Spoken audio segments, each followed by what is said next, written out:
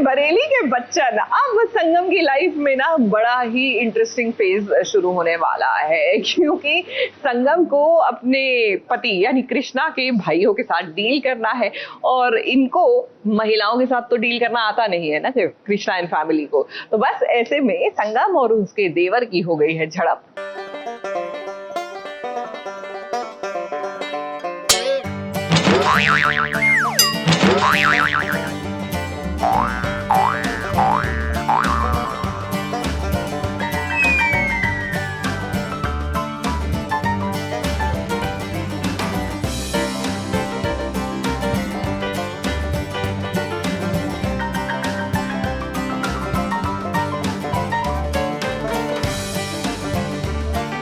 सासू जी तो है नहीं संगम की, मगर उसके देवर ही उसकी कदर नहीं कर रहे हैं। अभी अभी सुबह हुई है, पर संगम को उसके देवर सतलुज ने ही शब्दों का प्रसाद दे दिया, जिसके बाद संगम अपना रुआंसा सा मुंह लेकर कमरे में चली गई। बात दरअसल ये थी कि संगम अच्छी नीयत से आई थी कृष्णा पर पानी फेंकने के लिए, ताकि वो अपने बड़े भाई की मदद कर सके सुबह जल्दी उठकर।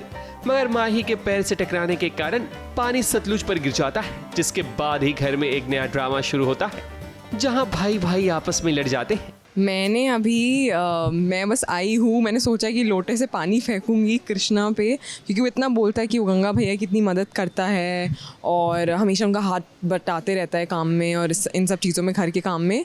और मैं उन पे पानी फेंकने जा रही होती हूँ और पानी गलती से सतलुज पे गिर जाता है। और फिर सतलुज तो है ही एंग्री बच्चन, तो फिर आप उनका एक रूप देखेंगे संगम के सामने, तो उनको पता नहीं होता वो संगम के सामने चिल्ला रहे हैं।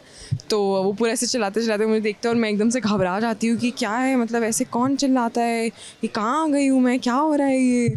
और फिर मैं अपने रूम में भाग जाऊँगी और मैं रोऊंगी उसके बाद। नहीं, सास नहीं, सास तो बहुत बोलती है ना, तो सास नहीं है, वो हैं वो नाराज़ देवर या नाराज़ ससुर जी। ज़्यादा बोलते भी नहीं है, अपने जोन में रहते हैं, हमेशा गुस्सा रहते हैं, डांटते रहते हैं, तो वो बोल सकते हैं नाराज़ ससुर जी, बट सास नहीं है।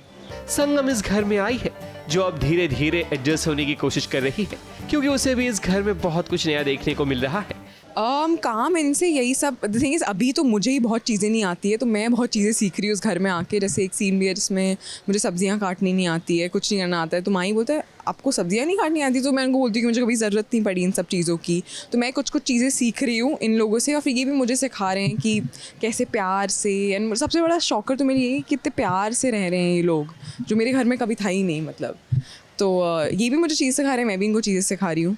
तो एक फेमिनिन एनर्जी से एक आया है इस घर में डिफरेंस। मगर संगम को चाहिए कि पड़ोसियों से बचकर रहे, क्योंकि काकी हो या कोई और, वो हमेशा से ही अजब सिंह के परिवार की कमियां निकालते आ रहे हैं। अब देखो काकी जब संगम को चढ़ाती है, तब कैसे अजब सिंह उसकी बैंड बजा देते हैं। हाँ, काकी यही बताना चाह रही थी कि अभी भी टाइम है, तू तो एक दिन के लिए भाग गई थी, अब वापस क्यों आ गई, इस घर में एक औरत नहीं टिकती है, अभी टाइम है, निकल जा। फिर अजब जी आ जाते हैं, उनको बोलते हैं क्या कान भर रहे हो हमारी नई बहू के। और मैं बिल्कुल घबराई कि क्या लोग बोल रहे हैं, इवन मोहल्ले वाले बोलते रहते हैं कि क्या चल रहा है इस घर में, आपको यहाँ से चले जाना चाहिए, ये सब चीज़ें, और मैं बहुत कन्फ्यूज़ हूँ। संगम जब से इस घर में आई है, तब से वो ऐसे ऐसे काम कर रही है जो उसने कभी किया ही नहीं था। मगर अब देखते हैं कि आखिर वो कृष्णा को कब लाइन पर लाती है, ताकि वो अपने बड़े भाई गंगा के हाथ बटा सके। मुंबई से विशाल शर्मा के साथ एबीपी न्यूज़ रिपोर्ट।